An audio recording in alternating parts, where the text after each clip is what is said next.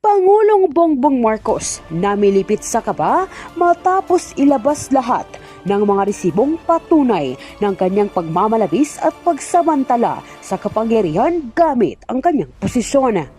Liza Marcos pupulutin na sa kangkungan dahil paniguradong pati mga baho nito ay papasabog rin. Ito ang sinasabi nilang bad karma. Pangulong Bongbong Marcos balisana sa kasalukuyan matapos mag-file ng impeachment complaint sina Ronald Cardema at ex-congresswoman Marie Cardema sa kasong pagtataksil sa tiwala ng publiko at pagsamantala ng kapangyarihan upang makapangmaliit ng kanyang mga kalaban. Isa sa naging motibo ng pagkakasong ito ay ang paglapastangan ni Pangulong Bongbong Marcos kay dating Pangulong Rodrigo Duterte. Sa paggamit ng kanyang impluensya at kapangyarihan ay binaboy nito ang dating Pangulo at persahang dinala sa The Hague. Sa pangyayaring ito, tila sobrang kahihiyan ang idinulot ng Pangulo rito sa ating bansa. Dahil siya na mismo ang nagpamuka sa mga mambabatas na dayuhan na hindi talaga epektibo ang sistema ng batas mayroon ang Pilipinas sa ilalim ng kanyang pamumuno. Batid ng mga political analyst na wala umanong aasahang tulong ang presidente galing sa vice-presidente kapag ito'y tuluyang napatalsik sa pwesto. Sa kasalukuyan nga ay hindi tinanggap ang naturang apela, ngunit payo ng mga political analyst na huwag maging puppet at sunod-sunuran ng Pangulo. Impeach Marcos now. He surrendered the Constitution, not just the Duterte. In what will be remembered as one of the darkest nights of our democracy, President Marcos Jr. has been accused of doing what no Filipino leader, dictator, or Democrat has dared to do. Surrender a former president to foreign hands without exhausting every constitutional safeguard. Within a mere of 14 hours, former President Rodrigo Duterte, a citizen of Republic and former head of state, was handed over to the International Criminal Court or ICC, allegedly under mounting foreign pressure and incomplete disregarded of legal due process. The impeachment complaint filed by the former NYC chair, Ronald Cardema, and former Congresswoman Marie Cardema is not a political gimmick. It is a constitutional alarm bell, screaming across the whole of Batasan. This moment demands that Congress acts not as a cheating squad for the Marcos administration, but as a defenders of the 1987 Constitution they swore to uphold. Because if Congress ignores this, they don't just betray one man, they betray the Republic. Let us be clear, this editorial is not about defending Duterte's policies or record. That is the courts to decide. Philippine courts, not foreign tribunals. This is about the integrity of our sovereignty, and the shocking President Marcos Jr. has now set that any Filipino citizen, even a former president, can be extradited without transparency, due process, or national consensus. All in the name of diplomatic expediency. Where was the judicial review? Where was the Department of Foreign Affairs legal roadmap?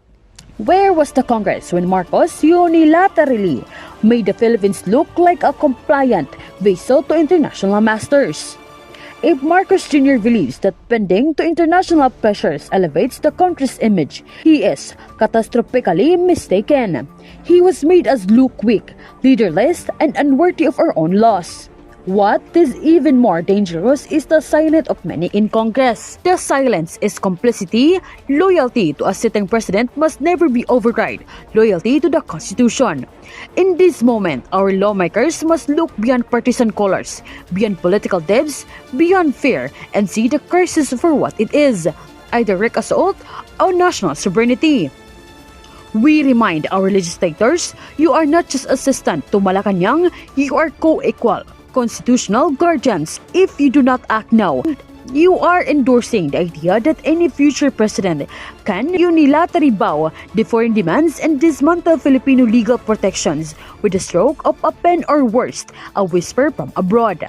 If this is allowed to pass unchallenged, what's next? The surrender of OFWs for international crimes? The silencing of dissenters because of global body demands it. We are on a slope so slippery that silence now becomes surrender later. This is not about Duterte anymore. This is about the very idea of justice, sovereignty, and constitutional order. Marcos Jr. must be held accountable, and the House of Representatives must show the nation that it is still a living institution, not a ceremonial club of cowards. Choose the Constitution or choose irrelevance. That is no middle ground. Breaking news: Impeach Marcos. Cardema couple file historic impeachment complaint over Duterte's treacherous surrender to foreign powers. May 8, 2025, House of Representatives, Quezon City.